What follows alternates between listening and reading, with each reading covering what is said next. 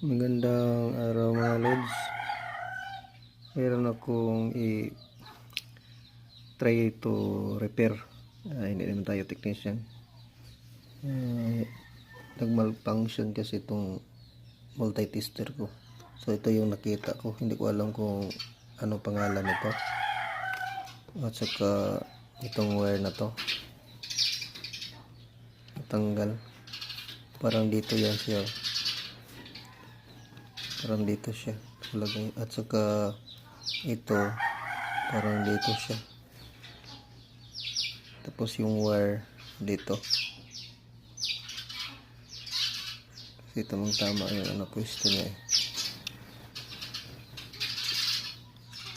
Ayan. Tama yung pwesto niya. So hindi ako technician